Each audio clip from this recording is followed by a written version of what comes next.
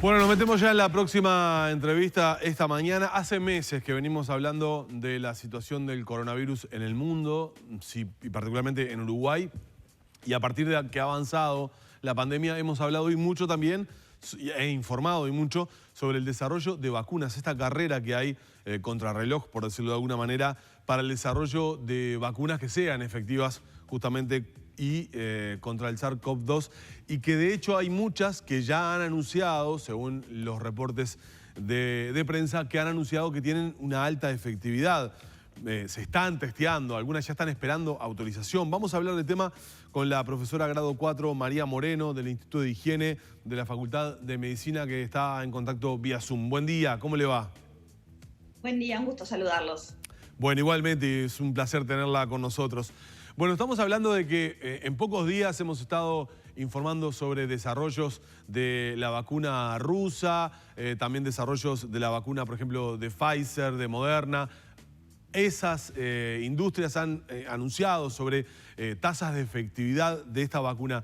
La pregunta concreta es, ¿cuándo efectivamente se podrá comenzar, o qué estimación hay cuando se podrá comenzar justamente a aplicar esas dosis en población? Hoy lo que hay son testeos. ¿Cuándo hay una estimación de que se pueda empezar a inocular a la población? Bueno, esa pregunta no te la voy a poder contestar. Obviamente hay estimaciones de que podrían ser a mediados del año que viene. Ajá.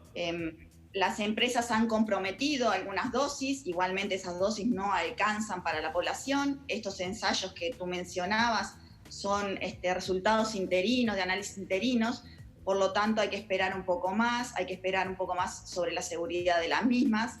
Y bueno, está claro que hasta mediados del año que viene no creo que tengamos, por lo pronto en Uruguay, una vacuna. Es posible que algunos países empiecen a vacunar un poquito antes que nosotros, pero tampoco está muy claro. Esto va a llevar su tiempo. Si bien estos resultados son alentadores, interesantes, de que vamos por buen camino, no está todo dicho y hay que esperar. Hay que ser prudentes y esperar. Doctora, hay varios laboratorios que hablan de una efectividad superior al 90%, ¿no? 94, 95. ¿Qué quiere decir eso? Efectividad. Y hasta ahora usted decía ensayos interinos. ¿Qué seguridad tenemos de esos datos? Es decir, para que nos explique a los simples mortales, digamos, ¿de qué se trata eso? Son resultados interinos, lo que quiere decir que a medida que se va a hacer el ensayo, que es un ensayo fase 3, en las que están estas últimas, los ensayos fase 3 permiten la aprobación de la vacuna si estas demuestran efectividad y seguridad. Esos ensayos permiten estudiarlos de forma, digamos, en el medio de los ensayos, no esperar al final. Si tú miras los ensayos clínicos, estos están previstos para terminarse a finales del año que viene. Pero bueno, se permite evaluarlos en el medio en base a que van surgiendo personas que se van infectando. Y bueno, entonces ahí se abre, lo que decimos nosotros, se abre el ensayo, se ve esas personas que se infectaron, que están dentro del ensayo, a qué brazo corresponde, si corresponde a los vacunados o a los que recibieron el placebo, lo que simulamos una vacunación, pero que no reciben la vacuna como tal, porque ellos cuando la reciben no saben si están recibiendo la vacuna, tampoco lo sabe el médico tratante, no lo sabe nadie, van con un código para no sesgar el análisis. Entonces, una vez que se alcanza determinado número de pacientes infectados, se abren esos datos y podemos ver si pertenecían a un rama y a otra rama. Ahí se compara la incidencia de esta enfermedad en los vacunados versus los no vacunados. Y ahí lo que estamos viendo es que, bueno, cuando se abrieron estos ensayos, la mayoría de los pacientes, en su 90 y tanto %, caían dentro de los que recibieron el grupo placebo y unos pocos de los vacunados se enfermaban. Entonces, eso es lo que nos da el porcentaje de efectividad después con una relación matemática. Y básicamente lo que nos está diciendo un porcentaje de cerca del 90% es que si yo vacuno a 100 personas, 90 van a estar protegidas y otras 10 posiblemente no. Pero todavía no sabemos, sabemos que protege frente a la enfermedad sintomática, que fue lo que miró estos estudios, lo que están mirando estos estudios. Simplemente una vez que presentan síntomas, se les hace el testeo, el famoso hisopado, y se ve si presentan el virus, pero no estamos sabiendo todavía si previene frente a la enfermedad asintomática, o sea, cuando no presentan síntomas, y todavía no sabemos, por el número muy pequeño, sí previene frente a la presentación grave de la enfermedad, que eso es lo que más quizás nos interese a la hora de vacunar para prevenir justamente las complicaciones de esta enfermedad, que es lo que conlleva la muerte y que es lo que nos preocupa hoy en día, más allá de la enfermedad en sí misma. ¿Cómo se trabaja en este contexto que usted describía sobre la seguridad de la vacuna? Que no tenga efectos secundarios, que bueno, justamente se pueda aplicar a todos, no solo a algunos, y que no genere otros efectos. ¿Cómo estamos en ese sentido? Bien, la seguridad se trabaja desde el principio y se trabaja desde los ensayos clínicos fase 1, que estas vacunas ya los han pasado. De hecho, los ensayos clínicos fase 1 y fase 2 básicamente son para demostrar la seguridad. La fase 3 la confirman y después, una vez habilitada, igual se continúa el seguimiento de la seguridad de estas vacunas. Lo que se evalúa son, a veces, se tiene un panel de efectos adversos esperados y se evalúa en base a eso, se les da una graduación, nivel grado 1, 2, 3, 4, siendo 3 severo y 4 muy grave. Y también se trata de evaluar efectos adversos no esperados, ¿sí? Y bueno, y en base a eso, es de esperar que una vacuna como tal, que estimula el sistema inmune, que pretendemos que se genere una respuesta inmune, cierta reacción de nuestro organismo es esperable, pero tiene que estar dentro de los parámetros normales. Entonces, eso es lo que se evalúa, que no haya efectos adversos severos o graves con la vacunación. Sí, un poquitito de fiebre, un poquitito de malestar, pinchazo en la zona, dolor, y eso es muy esperable en una vacuna y no nos va a preocupar, pero tenemos que estar seguros de que no nos genera nada más serio, digamos. Y bueno, esto se sigue evaluando en la fase 3 y como te digo, una vez que la implementemos también seguimos evaluando esto de la seguridad, porque obviamente en una amplia población abierta, que puedan tener comorbilidades, diferentes patologías y demás, nos interesa saber que las vacunas no estén generando ningún efecto adverso.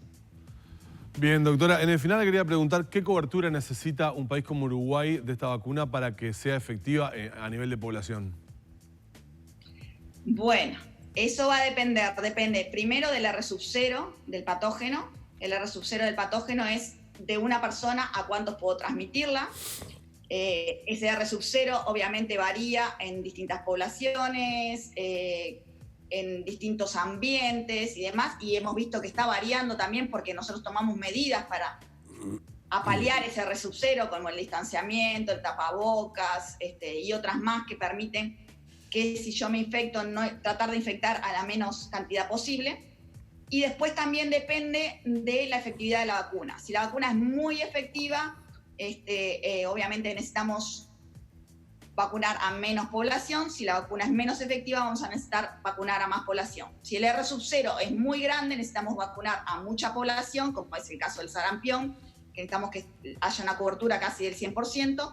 Si el R sub 0 lo logramos contener, por eso siempre insistimos en que aun cuando venga la vacuna es necesario mantener estas medidas de distanciamiento, de tapabocas, de higiene de mano, ventilación, no aglomeración y todo lo demás. Bueno, si es así, podemos, con una menor cobertura, un poco paliar la situación. No va a estar del todo controlada, posiblemente, por eso insistimos en estas otras medidas, pero sí a paliar un poco la situación. Y si es posible, si estas vacunas son efectivas también previniendo, que eso tenemos que esperar, la expresión más severa de la enfermedad, ahí podríamos estar en una situación un poco más segura y vacunando a los adultos mayores y aquellos con comorbilidad. Claro, pero bueno, hay que esperar. Entiendo por lo que está diciendo entonces que más allá de que exista la vacuna y que se aplique a nivel generalizado en la población, ¿no vamos a volver a la vida que teníamos antes del 13 de marzo? Si es una vacuna 100% efectiva y logramos vacunar al 100% de la población, sí. Lo cierto es que por ahora la cantidad de vacunas que vamos a recibir es poca porque hay una demanda global y hay que producirla a nivel nunca imaginable, digamos. No hemos vivido por esta situación, no hemos transitado, o sea, seguramente vayan a ser muchas vacunas las que terminen saliendo al mercado para poder contemplar la demanda global. Pero aún así, si no llegamos, si solo llegamos, como se habla, del 20% de la población, que es lo que nos permite esta suerte de herramienta a la cual le adhirió Uruguay, que es COVAX, adquirir el 20% de la población, no, es un no rotundo, es un no que justamente no tiene que generar esa sensación de seguridad y que dejemos de lado todas las otras medidas porque ahí se nos va a ir de control de vuelta todo. Bien. Es un no rotundo. Hasta que no logremos vacunar a casi todos, te diría que es un no rotundo.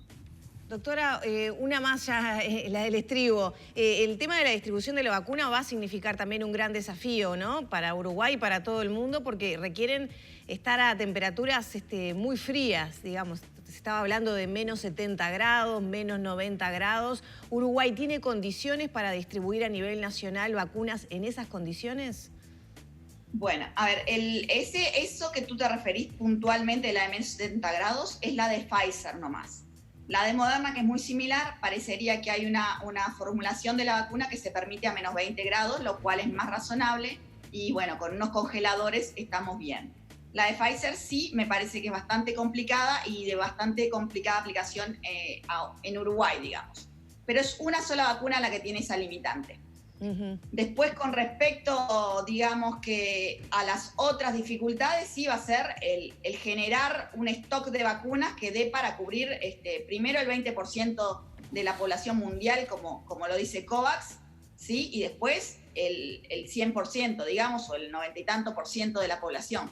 Entonces, ahí está el otro desafío de ver cuando tengamos X cantidad de dosis disponible cada una de las empresas, cómo se distribuye eso de forma equitativa y bueno, y ahí es donde entra COVAX y la OMS a intentar permitir eso, el acceso equitativo de las vacunas de los distintos países y que no haya esta guerra, que bueno, que vemos que de alguna manera se va manejando números y cada país lo maneja como puede, pero esa va a ser, creo que el gran desafío mundial. Muy bien, doctora Moreno, muchas gracias por estos minutos, este contacto con nosotros en la mañana de Canal 10. Son temas de los que tenemos que estar hablando todo el tiempo, dada la situación que tenemos actualmente y de esta curva de contagios que estamos observando. Y bueno, ha sido muy, muy valioso su aporte. Gracias. Bueno, muchas gracias a ustedes, estamos a las órdenes. Que tengan buen día. Igualmente. Cerramos con la doctora Moreno este contacto vía Zoom.